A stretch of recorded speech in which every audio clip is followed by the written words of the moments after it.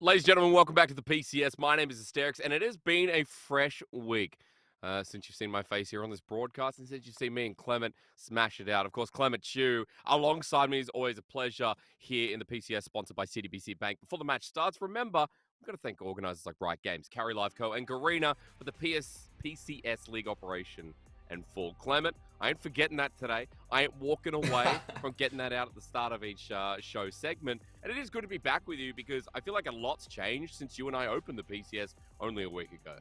Yeah, I feel like a lot of expectations were definitely shattered. If you look at the standings right now, we have Boy. Beyond Gaming with 4-game win streaks. J-Team is there as well. I'll be honest, I felt like it was still going to be a very PSG-dominated show, but we are seeing some contenders. We are seeing a lot of highlight performances. It's good to get back to the PCS. And I feel like we can definitely break that down throughout the day, right? As we go through our head-to-heads. Teams like J-Team, Beyond Gaming, still rising to the occasion when J-Team may be expected for some, but Beyond coming out of the gates with a 4-win streak is just baffling to me as well. We do start with J-Team and Meta Falcon team, but Clement, before we get into that, I wanted to kind of get your insight as the resident PCS caster and kind of talk to you a little bit about 12-11 because I know next week we will be going to 12-12 with Belveth enabled. What's kind of been your little takeaway from what we've seen so far? So I think the diversity of the compositions that we're seeing being picked are actually exceeding my expectations. I felt like we were going to get a very slow, grindy type of game style. I thought teams like PSG and Frank Esports were actually just going to dominate because of how they fit in the previous metas to that sort of slower style. But in fact, that's not what we got at all. In fact, what we've seen is that early game aggression is still very, very prominent amongst a lot of these teams. I think J-Team is probably the biggest one to kind of jump out of the gates and showcase that, hey, we can still stick to our style where, they are very, very aggressive in the junglers and they like to get things done in the laning phase. I mean, I think 100% on the J-Team aggression here is even yesterday against Frank Esports. You and I were having a talk in rehearsal. Teams like Frank Esports, Meta Falcon team, even Jewish team, who are looking towards the bottom of the barrel, kind of struggling to adapt and more so having core fundamental issues that we also talked about in spring. Yeah, for sure. And honestly, these teams, I think their issues are still very similar. It's just the early game is way too difficult for them. Jewish team currently sitting at negative 5,000 gold at 15. 7-9, slightly better, but still negative 3,000 to 4,000 category over there. The ones I think that were definitely eye poppers yesterday was PSG over 7-9. 7-9 were actually very, very close in that series, but Gory able to come out with another massive performance on that Silas to take a win. Gory's doing better and better. Had criticism of him starting off the split, but as you're also alluding me to, his laning phase has gotten quite a lot better. And, for PSG taking that one loss, okay, significant, but still, we're looking at a top 5 standings that seem pretty relevant, right? Frank Esports contesting with Deep Cross Gaming, sure, but these are our top 5 that a lot of international viewers look towards that could be representing the region coming towards Worlds. And if you're familiar with the spring split standings, they are the same top 5. So there you go. It does look like the tables aren't shifting just yet, but I'm actually going to make a bold prediction. I feel like Megabank Beyond Gaming's run so far has been the shakiest, flawless run that I've seen from any of these teams. Yeah. A lot of these games were incredibly close, and I actually feel like the PSG game they should have lost, but they did capitalize on the number of big mistakes here. So looking at today's matches, this is where I'm looking towards the last game of the day versus Frank Esports. I am hedging my hopes on Nightstar. I know he's going to put his house in order. I'm going to go Frank Esports for the last one today. Wow, okay, it's a big call, and you're right. For Beyond Gaming, they still haven't versed some of these upper echelon teams, and I feel like Frank are a bit of a barrier in the league right now. Impunity can't bring it together with their experienced roster. Meta Falcon team, as we'll discuss in this first game, do have their issues with coordination, Clement. And so that's why it's going to be an important game to stick around for. That comes up a little bit later. J-Team versus MFT, that's where we start, though. And I do want to go deeper into Meta Falcon team before we talk a little bit about the undefeated J-Team, because you were saying to me that you have issues with how this team relies on, I guess maybe its top laner, and how it gets coordinated together when we're in such a big team fighting meta. Yeah, this team is certainly very interesting. They have a one-track mind go-to strategy, which is we're going to scale for late game with Taco's champion to just take over. Now, they did successfully pull off a win with this strategy. They basically slammed the Kale pick, whenever they get it, or they go for the Gwen. But what we've seen is that the jungler hasn't been able to keep pace, and today we're going to get a substitute, actually, with Renhao subbing out for 665. Yeah, okay. So it's going to be big, as you were talking to me about. Already seen the Lee Sin come through as well. So I feel like for Renhao, with this one game against CFO, we got a nice insight, but it has been 665 starting relatively, well, for the rest of the games. Clement, we're looking at J-Team on our screen, though. Seeing Rock once again. This is going to be his third game played, and they've been subbing in and out of Driver, which is interesting because we remember last split, I mean, Driver was their core. Yeah, Driver actually did very well in playoffs and in regular split as well. But, I'm always happy to see Rock there. I think it gives the team more options. And just judging on the matchups, I feel like they're developing Rock in games where they are more confident they're going to win. Versus MFT, I think they're heavy favorites, and they're comfortable letting Rock play a little bit more. I think he's definitely the more wild of the two players compared between himself and Driver. True. He's been around for a bit of a while. ECS 2017 spring. I remember on AHQ Fighter when he was playing alongside Liang. So it is nice to see him on the team while we come back to the core issue, no pun intended, which is Meta Falcon team, right? As you said, new junglers starting today. Maybe trying to fix those inherent issues that we mentioned earlier, Clement. Yeah, 665 has had a really rough run this season. We talked about in the previous split, he was actually the main carry for most of the split. But this season, he's only been contributing 8% of the team's damage. Those numbers are almost support-like. So things are definitely not working out for him. I feel like because of their reliance on Taco's late game, they really lack that sort of 2v2 punch that we've seen before with 665 and some of the solo lanes. Also, when, just doesn't have the same champion pool that he had in the past. So it's going to be interesting to see how Renhao can maybe change the dynamics. And as you can see, the top lane matchup, Rock has been playing nothing else but Gangplank. And on the other hand, you have Taco with much more of the counter pick and the sort of late game scaling champions coming in. Okay, so things like the Jax, the Kale, as we talked about as well. I'll see if the dynamic changes and not that over-reliance on Taco for Meta Falcon team. But, for Rock, a simple pick to ban away, and Clement, you and I were discussing the meta here. He's only played 2 games of the GP, but it is something that, even on 12.12 over in the LPL, I've been noticing has still been a pretty big core. In a great spot, I feel. So we'll see if that gets targeted as we finally go into pick and ban to open up our day 2 of week 2. So it's a pleasure to be with you once again. J-Team on the blue side, MFT on red, and Zeri's still one of those picks that we didn't mention, but we know has to go. Clement, I'm going to throw Wukong down as well. That pick also seems to have 100% presence in your league too. Yeah, Wukong, incredibly powerful. I will say J-Team does favor the Viego over the Wukong, and MFT, they have actually shown us the interest in going with kind of these melee compositions that all rush in. So it's not guaranteed that they're going to ban the Wukong straight up. I actually feel like Hongren does favor some of these assassins, so MFT might have a chance to pick this one up. Another big champion for sure is going to be the Senna Tom Kent, which J-Team did play a little bit earlier. So I think MFT have a number of options right here on which way they can go. But it is good to see the GP ban. We were talking a little bit about Rock, only champion he's played in both games. So we'll be on something new here. Is this a double top lane ban actually for the Rock? I don't know how we're going to get through this one, Clement, but he's not Dwayne Johnson, but at the very least, the Rock getting the same respect here on the Rift as we open things up. But hey, Viego open, Wukong open, Senna Tam. You have a lot of options here for J-Team first pick. Yeah, and J-Team are just going to go for the sort of the obvious, the tier 1 pick that goes in. And this is really interesting because we don't really know Renhao's champion pool as a jungler. This is only his second game in this position. The first game he played was a Lee Sin, and to our surprise, is mechanically very proficient on the champion. So this is such an interesting draft phase. I'm not 100% sure where they're going to go.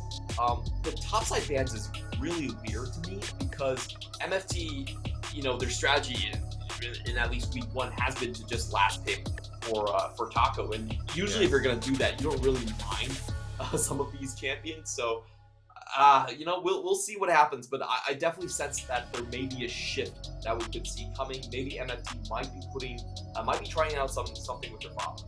Yeah, because the Callista's already banned away, usually paired with the Renata. So, Hmm. again, we can talk a little bit about the resets built up here for MetaFalcon so far, but I want to mention that J-Team going for a strong 2v2 dynamic in the bottom lane, something that I haven't been too keen on in the past couple of patches, considering it's failed across many different regions. Yeah. But Lil V and Enzo want to try and abuse the bottom lane early. And this is something J-Team has been the strongest at. Their bot lane, currently Little V, this is his strongest performance in lane for the PCS. He's averaging over 500 plus gold at 15. The kill lane is working for them. And you see Kongre going down there, ganking early. Kongre is giving up a lot of his EXP these days just to make those even level 2 ganks that we've seen happen.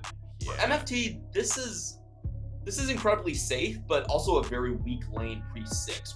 We're going to have to watch how this develops, but neither of these champions have good escapes.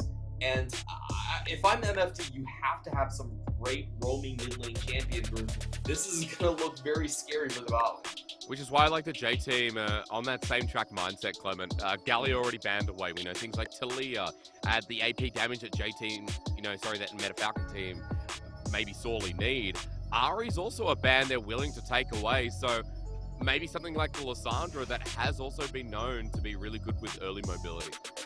Yeah, Lissandra would be a champion I consider here, but they need something that I can actually roam, and they're also going to have to do it blind here. So it's very. I think most teams do not favor picking blind Lissandra because it does lack power compared to most control mages later into the game. So we'll see what Gwen actually does here. Looking at his champion pool, he does have the Victor, and he's going to go with something new. So, okay, going to debut the Swain. We have seen Swain roam a little bit. He does have, like, a semi-global, a very light touch in terms of the vision of Empire. The eye really tickle. Yeah. It's just something to annoy you. Like that mosquito in the middle of the night. Completely agree. So, at least we get some kind of mobility, some kind of semi-global, as you said.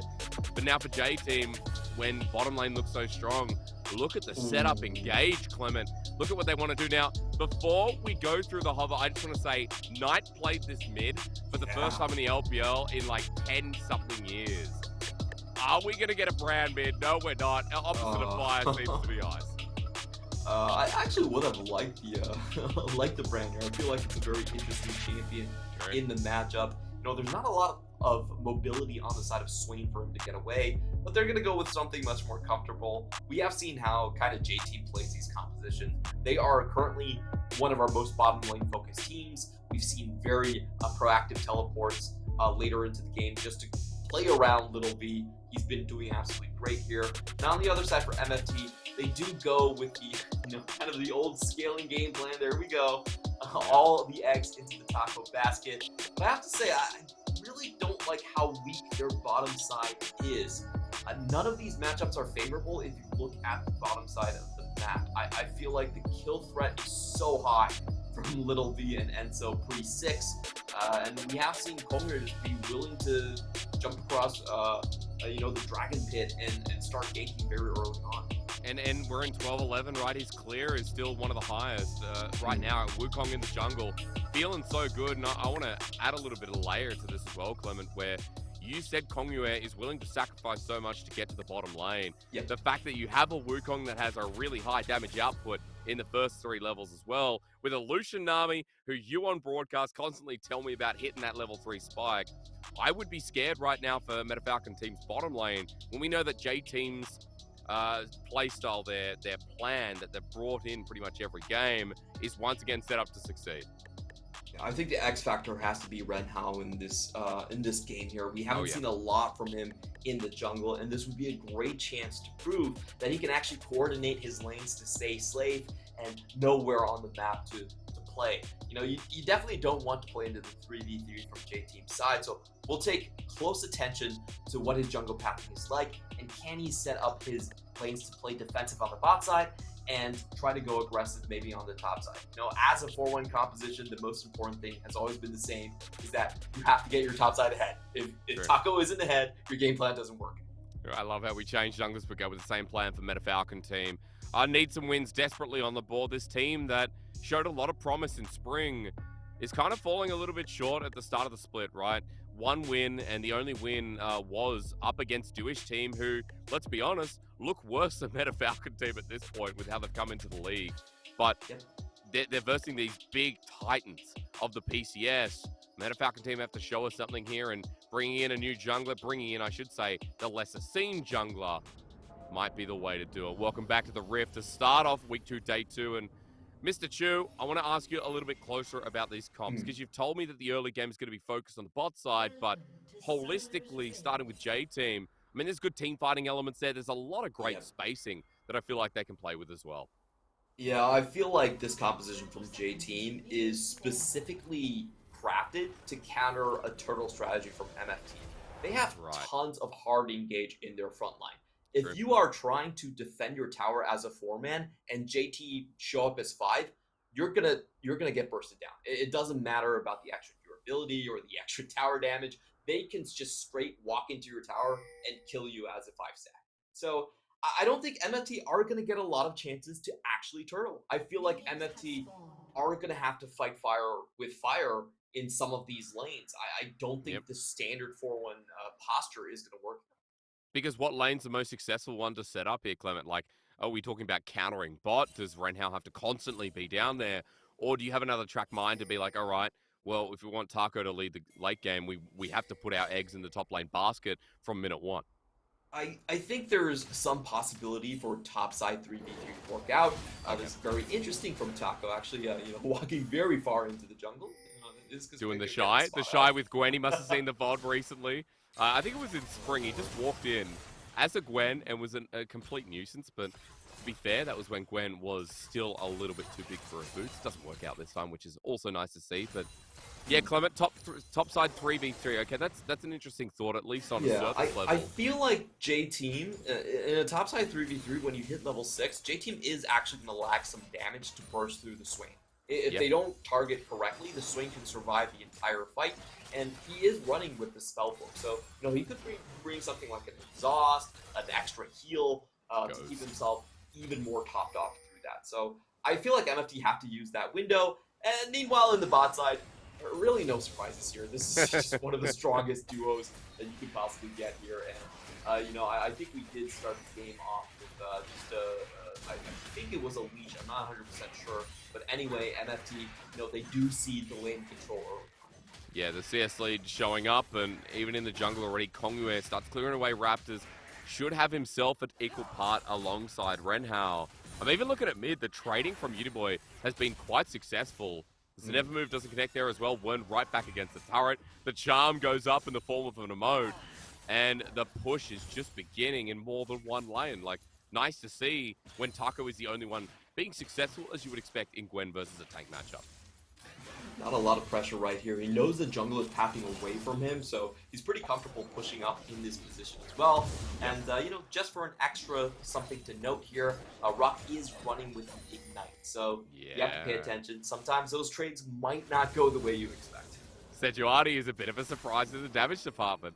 The all-in is kind of a bit of a pain if you caught with your pants down. So, speaking of which, Meta Falcon team, their jungler getting spotted out on a nice little ward here, placed by Kongyue, or at least the bottom lane from whatever I saw. Just tracking out where he is right now, down towards the bottom side. Good little back timer here from Lil V and Enso. And as the wave kind of sets itself in stone as well, feels like they cancel that one and continue to push it up as Renhao now takes his back too. So J-Team just playing with expert vision. Yeah, and you can see here, Issue's not going to contest this one. He's not going to step up and try to hold the wave. So there's a lot of different things that Lil V and Enzo could actually do here. I think they're just going to continue with their advantage. They could do kind of like a hard shove here and then just back for kind of an item lead. Or they could just hold it. I'm not really sure what the wave condition is like, but we'll keep you updated when we do pan over. Spotted out as Kongyue in the top side, though. Camera pans here because it's a level lead that Kongyue now abuses even further. Clement, the CS is building up. Yeah. And Kongyue right now is 10 over. Renhao only has his Krugs, but we know that for Kongyue, with the Gromp getting taken away, Camp's respawning soon. On his right side of the map, feels pretty good right now to be this Wukong jungle. Yeah, and I think a lot of it did come down from just the pathing on the side of Renhao, he actually took a rather inefficient path. It was blue buff towards the top side and then back towards the bottom side to try and catch a gank onto Little V and Enzo. But J-Team are way ahead of that play. They had a 3-man invade into the jungle. We saw Renhao not able to take his Krugs because of the pressure there. And yeah, I think it just messed up kind of his early pathing right here. So, J-Team playing safe in most of their lanes, able to get the, this wave is going to push out again. So, the wave is going to bounce out fine. And they also have a pretty massive item lead right now on Kongre. So that top side groove here is going to get pretty hard. But maybe an opportunity. As I say that, though, Renhao is denied the one thing we've seen from Meta Falcon team this game. Uniboy out with the Glacial Path, and now even his ulti weren't at half HP. And if I know Uniboy, I know that he's thinking about that ult coming through. Weren't able to match it here as he just turned 6, but nothing they can do in the mid lane, and this Lissandra continues to stay up in CS, Clement. It's just nice seeing when, you and I opened this segment talking a lot about the early game from J-Team being one of the strongest of the PCS, and even without kill, even without blood, it's just this laning phase we're seeing set up through draft that is also playing out as a pro team would expect.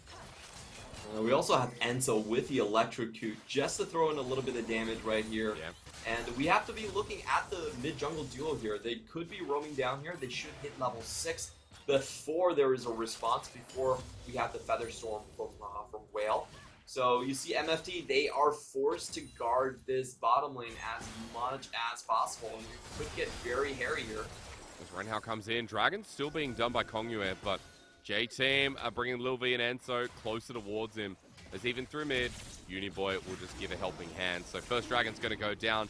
Renhao now spotted out. The bottom wave getting pushed out, but Lil V and Enzo aren't going to miss much of this at all. So the Dragon, the gold lead, still in firm hand of J-Team to open things up. Our undefeated team, Clement, which we didn't get to kind of pander on a bit, but J-Team this split, kind of continuing the success that we saw in the regular season of last. Yeah, they were definitely late bloomers coming into the spring split. It took a while for them to kind of gel. They lost their early series based on kind of weird teamfight positioning, but I feel like the more we see of J-Team, and especially with the addition of Enzo, I think their engage has gotten a lot better. I feel like Uniboy is pitching in. Kongre, we saw him with some great teamfight engages with the Kiana. So the traditional weakness of J-Team has, I would say, has been completely patched up, and they look like a much more coherent 5-man core in the summer split. And I want to say that for me, J-Team were interesting to watch because I just went and viewed Uniboy over on LGD on the LPL. He came back and he felt like LGD Uniboy, and Kongyo is kind of a bit sloppy around him as well. But now, you're right, that late bloom in spring made so much of a difference.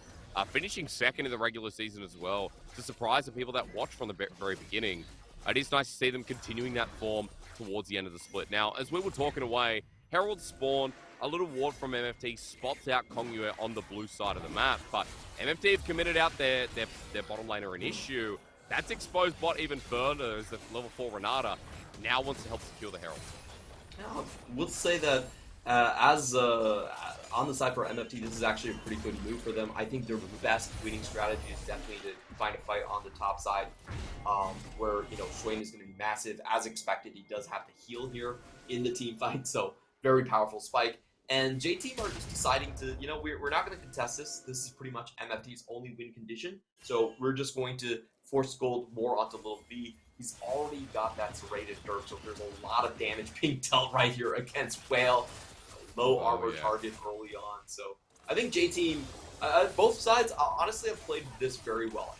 MFT have held out the bot lane until level 6, and J-Team have avoided the biggest win condition from MFT, decided to continue to funnel gold onto this solution. Yeah, I mean, 20 CS in the bottom lane, and further to your point, like, top isn't that far ahead. Taco's doing well, but there hasn't been an opportunity for Renhao to get in and take over, really, any of these lanes, as we've seen with a couple of failed ganks. But now with the Herald, that'll be the biggest question as, well, maybe a question bigger could be how he survives Kongyue as a small burst trade comes through, but nothing more blown. And Kongyue just getting deep to his jungle, setting up for Clement. You guessed it, the bot to get absolutely thrashed. I don't think MFT can stay here. Once the wave comes in, they're in big trouble. Of course, Whale does have all three, essentially, sort of defenses up right here, so it's not going to be an easy dive whatsoever. But MFT are forced to send more members to kind of alleviate this position. At least the wave clear of Whale helps out a bit as well. The Zaya with the pickaxe has enough damage to deal with the minion wave, and even though the dive doesn't come, you mentioned Renhao makes his way down, has Bath back for the time being as well. So Lil V and Enso will just continue playing that game in the laning phase, and we're getting a closer look at goal difference over time. It's every minute that it balloons a little bit further up in J-Team's way as Taco stays to the turret plating. Rock has his ulti and ignite available, we're not going to burn it. And so we continue sticking in the laning phase for now, Clement, in a very slow way. Kongyue coming over the wall, and this is so bad for Taco. Taco. Saw him on a ward. I mean, the lens was there straight away. Ignite goes down. First blood over to the Rock, and unfortunate for Taco with the timing. Yeah, this is, he probably thought that J-Team still had all four members around on the bottom side waiting for the Drake to pop up. So that was an educated guess coming in from Taco. Unfortunately, he guessed wrong. So Kongyue able to get an easy punish on that one.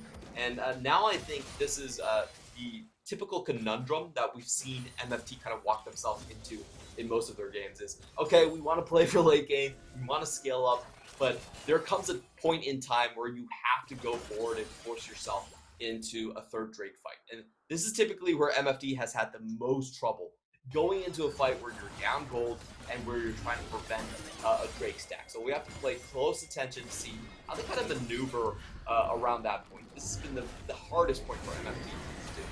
As Herald goes down, at the very least, you know, sacking the second is what they're thinking, but J-Team have another plan in mind, giving gold over to Taco. He's going to stay for the plate, but they've got him under turret, while the rest of J-Team are going to explore that possibility with the jungler, turn their head once again as Taco gets permafrosted, an Arctic Assault inbound, as I don't think that W's going to do a damn thing. Kongyue needs to spin one time and does it a little bit late, but granted, Taco's still going to die with nothing to get him over the wall. J-Team with the second one, while Herald was the charge for about 320 gold. Yeah, so overall it was, you know, Taco loses a lot of farm time but gets a little bit of gold. I don't think that really counts as an acceleration on your split pusher. So I feel like J-Team are actually fairly okay with that. And I'll be honest, I feel like this has been the biggest issue with MFT 4-1 competitions, is Wen doesn't have the typical champion pool for a 4-1. You typically want something that can wave clear into mid lane as a 4-1 and keep that lane pushed out. You want to keep the map as stagnant as possible so Taco can develop for as long as possible. But Wen's champion is actually a lot of melee champions. He's Galio, he's Swain. He doesn't really play the typical stuff. Like, yeah, he doesn't really play the Orianas and the Azirs. And that's why I feel like MFT's 4-1 is very interesting to watch, but also kind of worrying. Yeah, because if mid lane champion pool doesn't suit it, completely understand. You know, this time around, we're a little bit more ranged, but still, Swain, who wants to get in range of the Demon Flare, a range of Death's Grasp as well. Like, it makes perfect sense what you're saying, Clement. And right now, J-Team, they've got a plan in mind, and that's to attack that top side once again. The Tomb is there, Everfrost down. Uniboy doesn't even need it. He just presses Q another time. This Lissandra unleashed, and J-Team's early game with a 2k gold lead coming towards the end of turret plating. It just looks too easy. Yeah, and a lot of this is coming just off the fact of... Here we go. Good handshake. A little relentless pursuit forward as the hostile takeover doesn't connect. Lil V now can free fire. Ignite goes down. He cleanses it, but with the jungler here, still wants to turn it around. As Issues walking into the Lucian. Flashes away the tidal wave the wrong way as TP comes through from J-Team. Renhao just wants his reset to bring something back, but Kongyue's ulti is perfect. MFT walk into a trap and J-Team snap their jaws shut. And all of this is just coming off of how much lane control Uniboy has over Wen. Look at where Wen is on the map. He's basically relegated to wave pickup duty in this game. You know, we've seen one game top, and Wen is still mid lane, you know, trying to farm up against the jungler, and then another game he has to pick up the wave top. So This mid lane is really going sideways. This play coming in beautiful from Little V. He's able to dodge out on so many abilities. The ultimate from Issue doesn't land. Diego is not able to find the Spectral Maw. The Little V holds onto this cleanse just for damage. Doesn't even need it to cleanse crowd control. And then you have Uniboy still with that teleport, able to show up on so many places on the map at the same time. Feels so bad when Whale, I think Bernie's Flash had the bailout on him, but the Ignite ticked him over. So as soon as you're out of that fight, Clement, there's no reset for you. Meta Falcon team is a feels bad in this whole game so far. After one singular fight, we've now bounced a 5k gold lead for J Team. We're kind of seeing why this team right now is at the top of the league. And Clement, I know you were saying with Beyond Gaming, like, I think other teams can expose them. But for J Team right now, they do feel like the true 4-0 team. Their early game, once again, dominating yet another mid-tier team. Exactly, man. Maybe we're not able to find something here, but oh no. Once again, the clone goes over. Need to work is a good start, but J Team and TP into the back of this one as one goes in. Demon Flare at the ready, they're going to get a reset too. A good start once again, but Rock's now in here with the Glacial Prison. The Tomb, also on Uniboy's Kongyue with a good zone away. The dodges are coming in fast as well as the Everfrost flies in. A lot of CC, a lot of layered crowd controls. The Arctic Assault gets him out. Glacial Path there, Uniboy flushes on up into 5 different people. One is going to go down as well on the back end as a spin to win. Whale won't get a reset for the bailout. J Team playing with margins, and Meta Falcon team didn't bring a big enough ruler. That was basically a 3v5. Such a beautiful coordination from the mid jungle. Renhao. He's going to get outclassed again. Clement, Meta Falcon team close. got 2 kills here. But as they chase him down, even though Renhao's getting low, that minion going to help out a little bit. Uniboy will have a Glacial Path. He is going to die. It is just about how. There's the Glacial Path. Somebody please kill him. Kill him. Oh my god. Well, it's still a win for J Team, nevertheless. Yeah, but that was a massive shutdown for Renhao. So, well done on his part. I'm not going to take that away from him.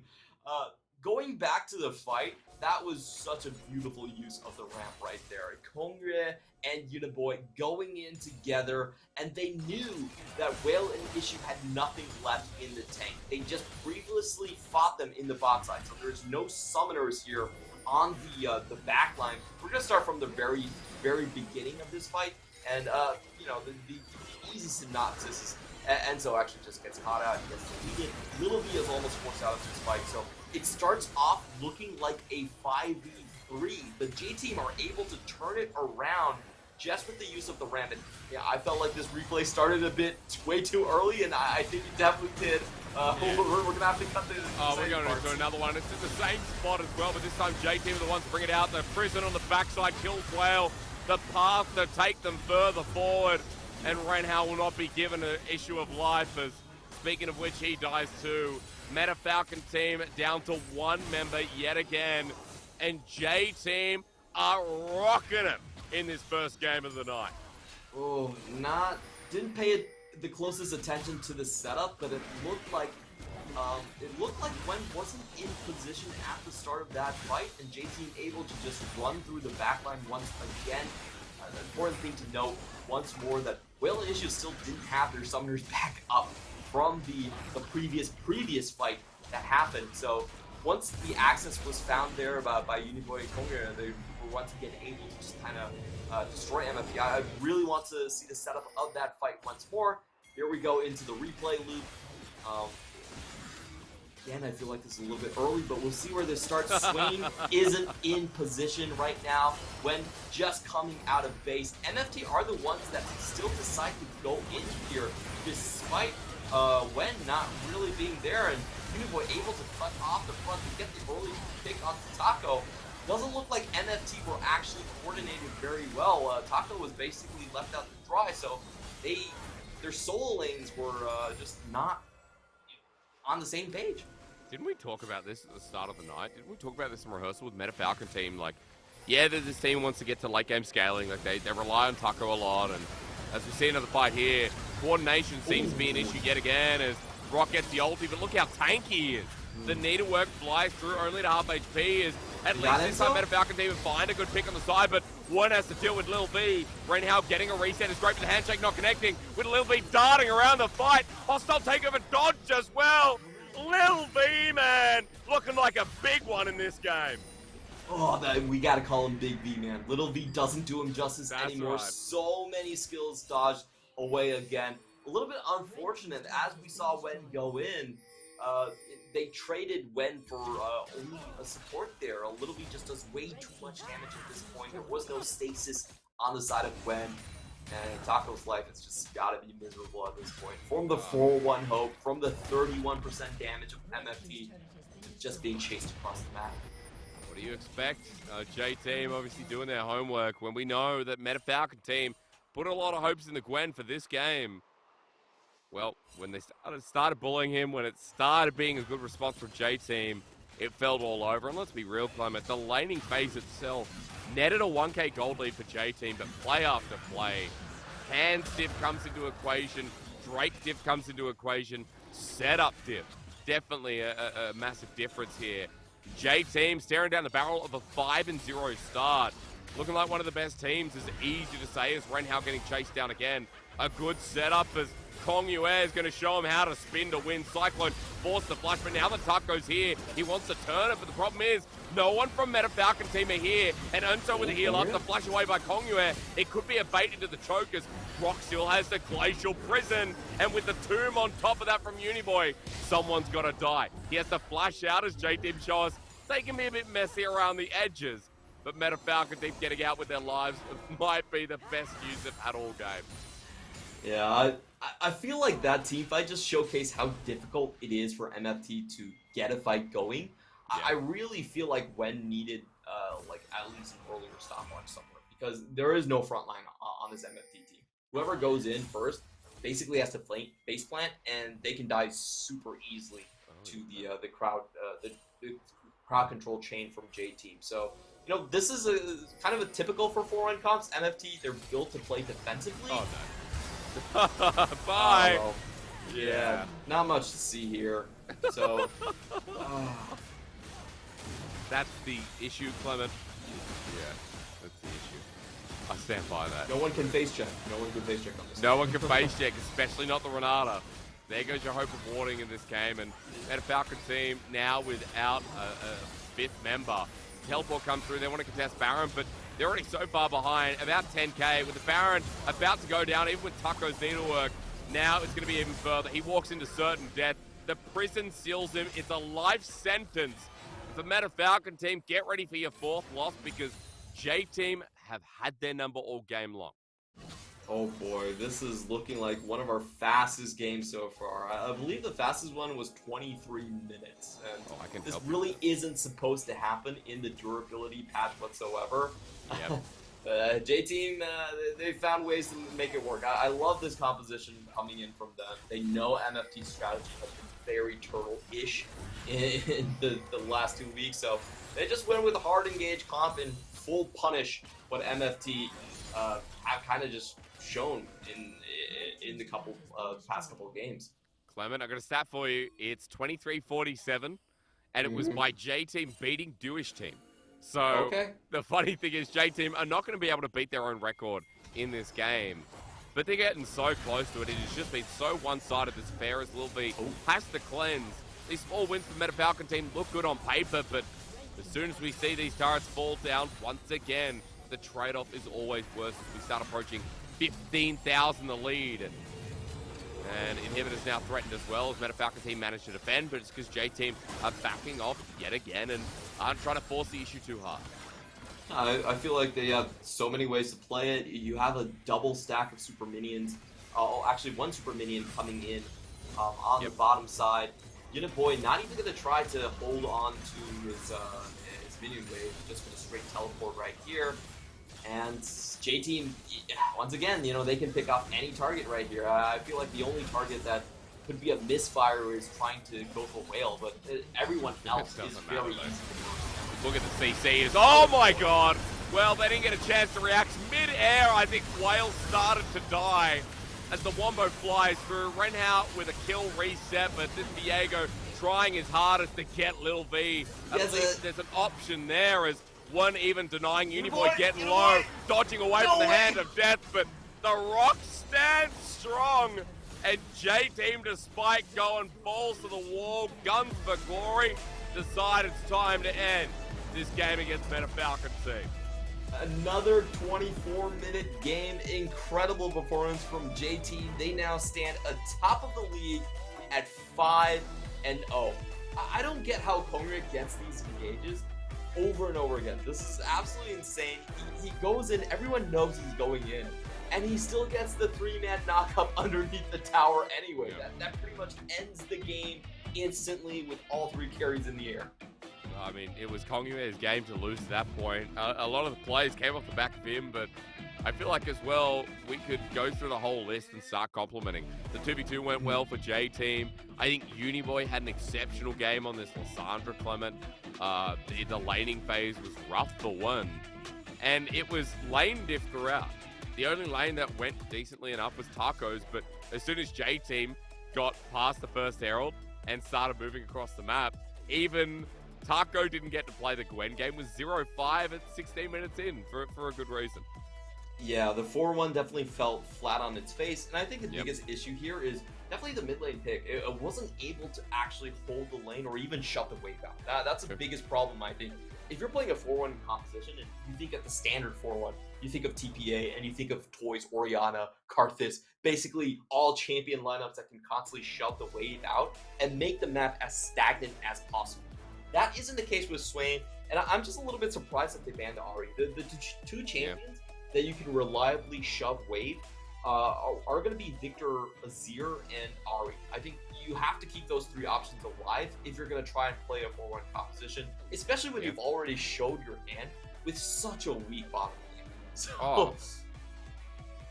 well, Clever, go on. I was going to say to you that, things like center time available, right? If you're going to play a weaker bottom lane, at least, you could have sustainability, a good push in the first couple of levels as well, use range. I feel like there were a lot of options there for Meta Falcon team's bottom lane, but even with Kalista banned, it's this first pick Renata that in a lot of other regions is seen as okay, still strong, but when Lucian Nami's locked in, when a strong 2v2's locked in, I don't know, it's kind of thrown to the wayside without Kalista to partner up with it. Yeah, you can see that they did try to make some adaptations right here. We got the Hail of Blades coming in, just to pack a little bit more damage on the side of Whale right here, try to keep the lane pace alive. And I will say, generally, pre-6, MFT did exceed my expectations. They actually played the pre-6 pretty well. Sure, Viego was behind it a little bit, but in the grand scheme of things, didn't really matter that much. They held J-Team to only a 500 gold lead before the first Herald, and they actually took that objective. So I felt like the early game actually went pretty well, but it was the post-6 that things just got completely out of control. Starting from the mid lane, Uniboy, Lysandra starting to roam bottom, starting to roam top, and there was no way the Swain could match. You talked about mobile mid laners for MFT and draft, but we see the Lysandra come out of J-Team, which, I've seen so many LPL mid laners that have piloted this champion to an excellent degree at 6 at the first couple of objectives. Uniboy hit that mark so nicely. And Clement, I want him to get MVP. I'll be honest. I suffered through a year of Uniboy on LGD or a split. I can't remember how long. But this man comes back to the PCS, has a really good second half of the spring split, and is working so well with Kongyue. I think it's important to note that the duo, the synergy there, has improved quite a lot throughout their new tenureship on J-Team. There you go. Ask and you shall be rewarded. This is so good to see Uniboy in form, and we have to mention this split, he's doing it a little bit differently. He's not the same super early aggression, lane dominant player as we saw in Spring Split. He's moving with the meta, he's picking up these later game picks with the Corki, with the Silas. He actually has a negative gold lead at 15 minutes, so he's willing to actually play different styles and go towards different win conditions. This is where you truly see a player become dangerous, is when they have multiple routes to success, and he's able to excel at all. And I'm glad. Again, the skill in lane, the skill of adaptation here for Uniboy, making him again look like one of the best mids in the league. A successful win for J-Team, and But Meta Falcon team now 1-4. I don't know what you do here, Clement, but I think it's going to be a long discussion, especially since we're near the start of the split. But for Meta Falcon team right now, I don't know how you address this issue. They're 40 right now today. The same thing I've said over and over again: champion pool, champion pool, champion pool. Yeah. You have to be able to play one set of strategy, and you have to be able to kind of fill in the champions that are needed for that single competition. If you don't fill them in, then the comp simply doesn't work. And, we've been saying this so many times, but it's still the biggest hurdle for MFT. Well, I mean, they're going to sort out something because Meta Falcon team, yeah, they're going against teams like Sem9 coming up next, but still, anything's possible if they're looking like this. But coming up next, Jewish team, a similar team we want to rise to the occasion, because PSG being their opponent is going to be a hard one right after this break.